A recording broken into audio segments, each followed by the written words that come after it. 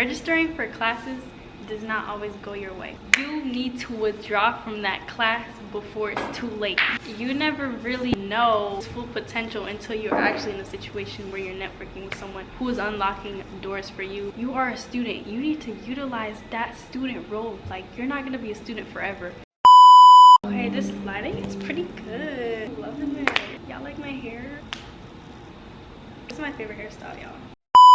What's up, y'all? Just Queen Jean here, back with another YouTube video. And in today's video, I'm gonna be sharing with you guys some things that I wish I knew before I started college. So if you are new here, welcome. My name is Jean.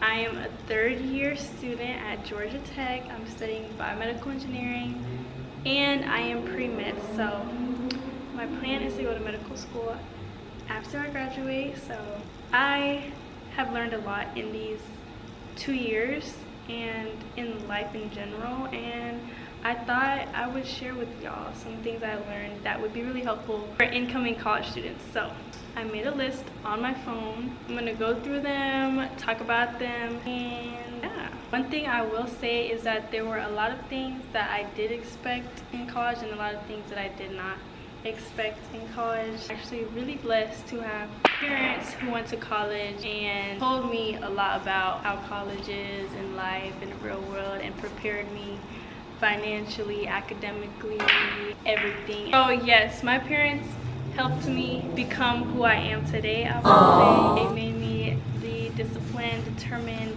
young woman that I am. I love them so much for that, and I'm super blessed also to be here in Atlanta going to school right now, because if it was up to them, I would be at Arizona State right now.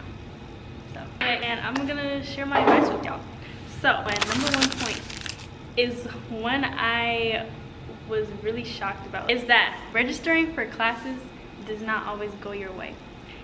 And that's something I had to learn the hard way. It's really hard, especially if you go to like bigger university. When I was a freshman starting off, I was like, okay, cool, I'm gonna have the perfect schedule, like no classes Friday, no classes Monday. Psych! College, I thought like you have free rule over all of that, and I was mistaken. Like, obviously you can get lucky and get that perfect schedule where you have no Friday classes, no Monday classes. Yeah, and then also another thing is that people always say like, oh, don't take 8 a.m. because the 8 a.m. in college is not like an 8 a.m. in high school. To be honest, it might just be me personally, but honestly, I prefer 8 a.m.s in college than I did waking up 8 a.m.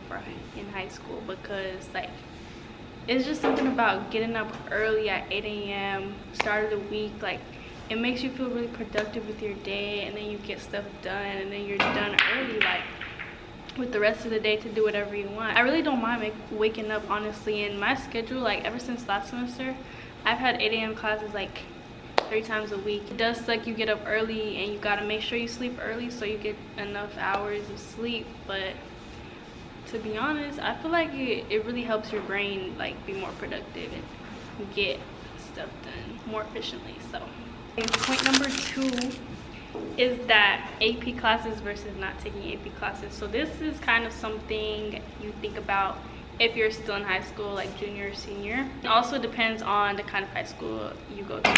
I went to a really small high school. Basically, we did not have any AP class options. Our whole curriculum was just honors classes. I'm really grateful for the honors classes. Like, I feel like they really prepared me for the classes I took my first and second year. But I really do see the benefit in going to public school, or there are some chartered and private schools I think that do AP classes. Maybe taking AP classes is really beneficial, especially if you know exactly what you want to do in college, your plans for postgraduate education and all that. If you have that mapped out, like your junior and senior year, and taking AP classes and doing good on the exams will really help. Because for me, I had to retake so many prerequisites that I took in high school, but they were only honors, so I didn't get any credit transferred over, which when I took them at Tech, it was easy because I already knew the material, and you know, it was an easy A. But to save that time on like graduating, and especially for me, like I want to go to med school. That's like another 4 years on top of the 4 years I'm doing right now. So like doing that could really shorten down your bachelor's degree timeline. Like I wouldn't go back in time, I would say. What am I trying to say? Like, it's really helpful. That's all I'm trying to say. Okay, point number 3 is that this is probably something you may or may not have heard often. It is that networking from the very first day can open so many doors for you. And it's something that my mom always told me, and I was just like, yeah, I know. But like, you never really know its full potential until you're actually in a situation where you're networking with someone who is unlocking doors for you and your future career. Doing that from the very first day, like, and not just like with people older than you, like faculty or alumni or people like in your field where you want to work, like also networking with your age mates in your class, finding people who have similar interests as you, who like, you know, want to go into the same field as you. Like that is also networking right there. So doing that will really help you in the long run. Okay, point number 4 is that don't be afraid to apply to jobs even if you do not fit all of their specific requirements. And I know it kind of sounds crazy because like, why would I apply to something I know I'm probably not gonna get accepted to? I don't meet this qualification standard or whatever. But that was my mindset. Like for example, I work in the Biomedical Engineering department at Georgia Tech and Emory University. And basically, I didn't like directly apply, but my role is a student engagement assistant. So I help with different like department duties and email correspondences, planning like student events. Yeah, that's pretty much what I do. Basically, how I got the job is I was applying for like helping with FACET. FACET is like the freshman orientation experience that incoming freshmen do over the summer. Helping with that for incoming BME students. And they had like a requirement, you had to take like two upper level BME classes or something. I hadn't taken them yet, but I just applied. Like I knew that requirement was there, but I still applied, you know.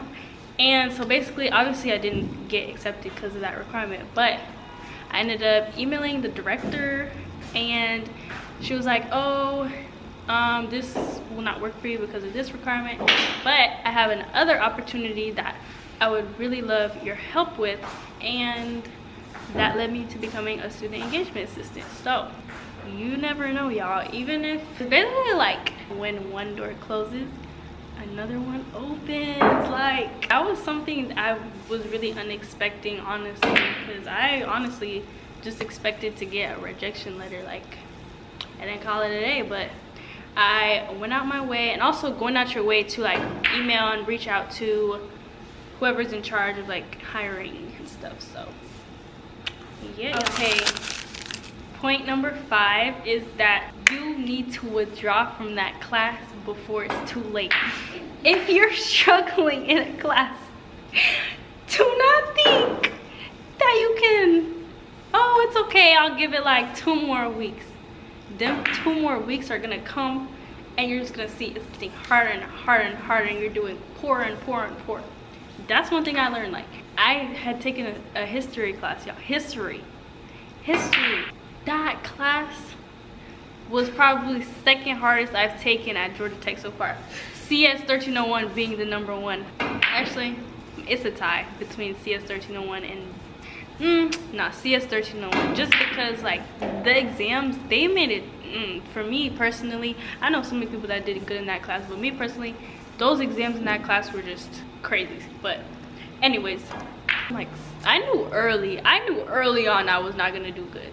End of September, early October or something, and I think the deadline is like late October or something like that. But yeah, I basically like first exam dang near failed. Like it was a Canvas quiz too, y'all. Also looking at the syllabus too and working it in like ChatGPT, grade calculators, you know, working out the numbers to see what grade you can get to get a high enough grade in the class that you want. But I did all that, it was still not gonna work. So you know what I had to do? I had to withdraw. Make sure you're smart with that and not waiting till last minute, because also a W on your transcript is okay. Like, it's not the end of the world, honestly. Like, especially if you retake the class and you do good, that shows improvement. So obviously don't have like more than 3 W's, because that's like dragging it. But okay, point number 6 is that textbooks in college are really not necessary at all. It's crazy because everything is shifting to like a digital world. Like, nobody really goes to the bookstore and buys textbooks for their classes anymore.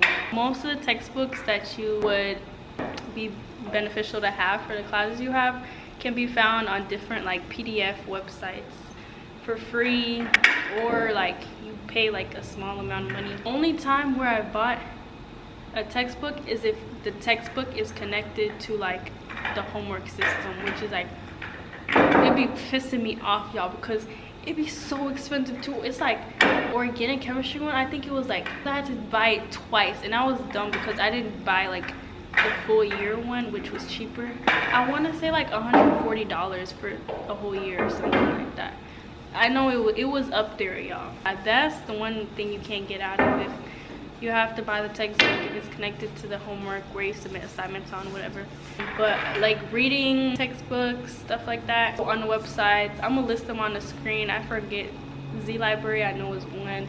There's other ones. Also, if you really do like physical copies, go on GroupMe, school's GroupMe, where like people post different things that they're selling or whatever, and just ask if somebody has this textbook for this class, and 9 times out of 10 there's gonna be somebody with the textbook you need. So okay, point number 7 is that make sure you have friends in your classes from day one. I know it can be nervous, like saying hi to people around you on the first day of class or like first week of class. I had never been that kind of person, really. I'm a shy, reserved person. Introducing yourself to people around you, getting their phone numbers, whatever, making group chats is really helpful, especially when it comes later on in the semester when you're getting more difficult assignments. You're gonna need those friends in your class to help you with answers and just getting your assignments done. Y'all are learning the same thing, so y'all should be able to help each other out.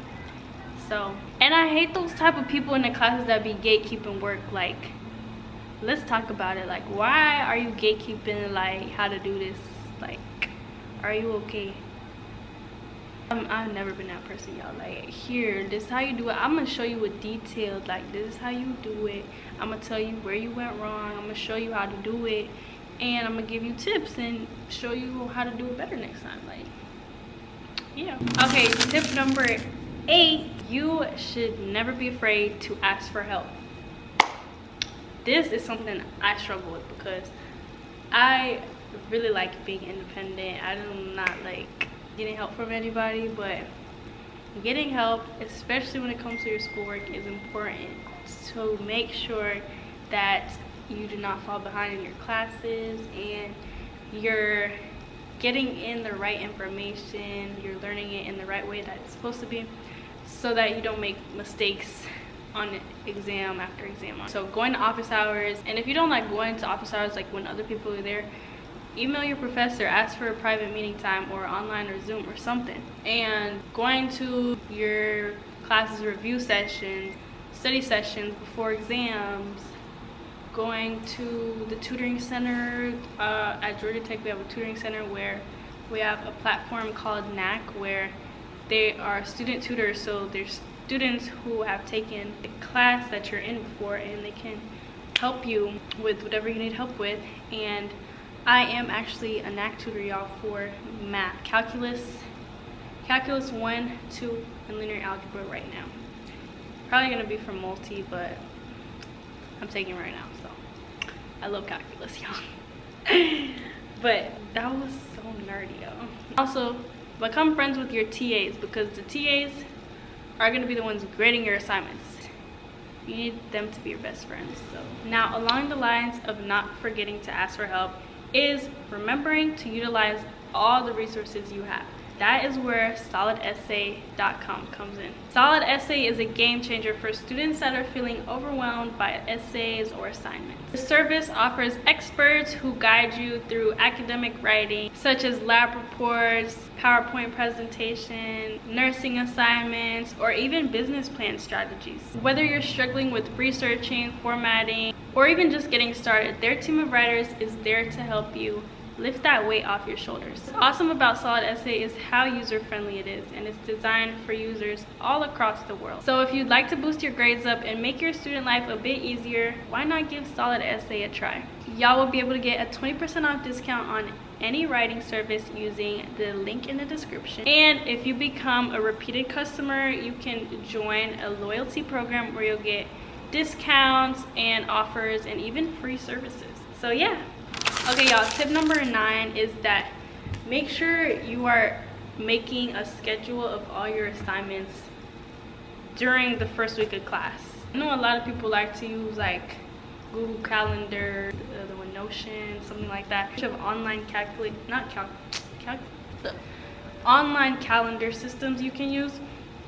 Me personally, I like having something physical where I can hang up and see every single day when I come into my room and physically like cross off with a marker. Our tutoring center has like, it's called Semester at a Glance, and I've been using it ever since my first semester. So when I get all my syllabuses the first week, I go in class by class, I look at all the assignments and I color coded them.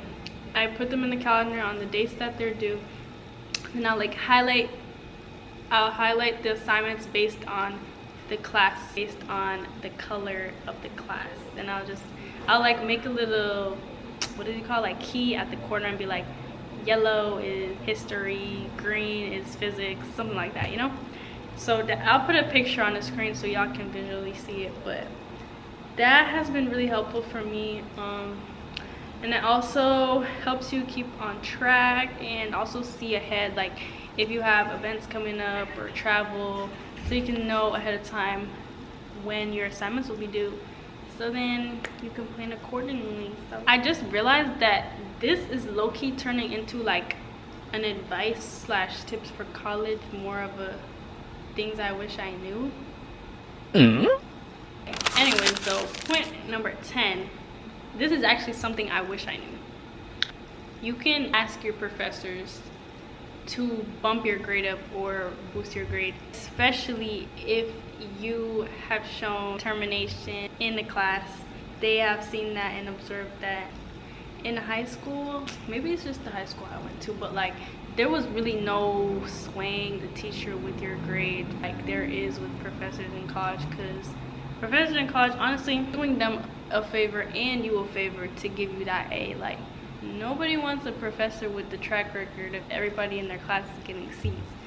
Don't be afraid to email your professors like, hey, I'm on the border of an A and a B.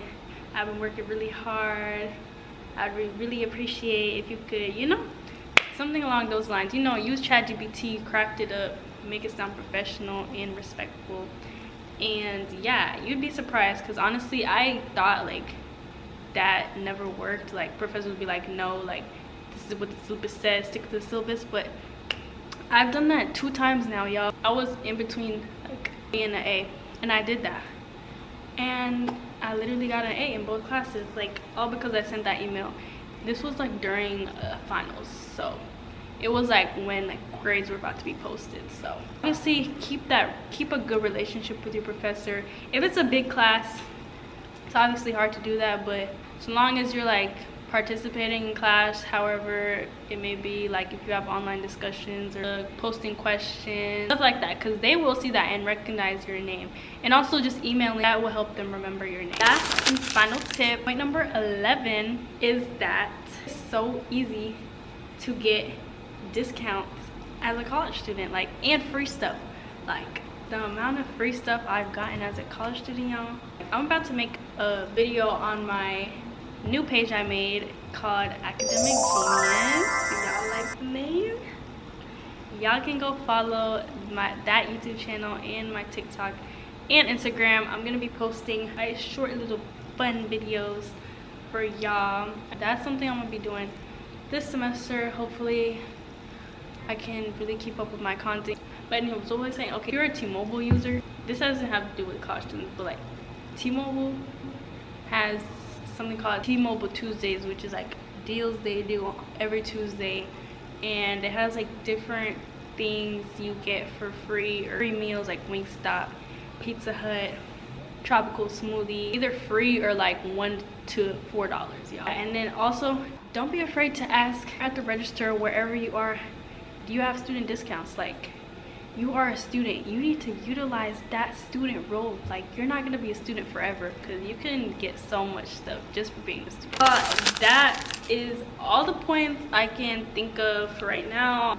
Probably gonna think of more, so if I do, I'll make another list and film a part 2 for y'all. So don't forget to follow my new page so that you can keep up with all my academic content videos. Super excited, y'all. The semester is starting in about 3 days. Like, moving is literally tomorrow. Hope y'all enjoyed this video. I hope it was helpful. I hope you learned something new, and thank you guys for watching, taking the time to listen to me ramble like for however long this video is gonna be. Enjoyed making it. I enjoy giving you guys these tips and advice, and I hope it can touch somebody and reach somebody and help make their life better. So yeah, thank you guys so much for watching. Don't forget to follow all my socials down below, subscribe, like, and share, and I will see y'all in my next video. Bye, y'all.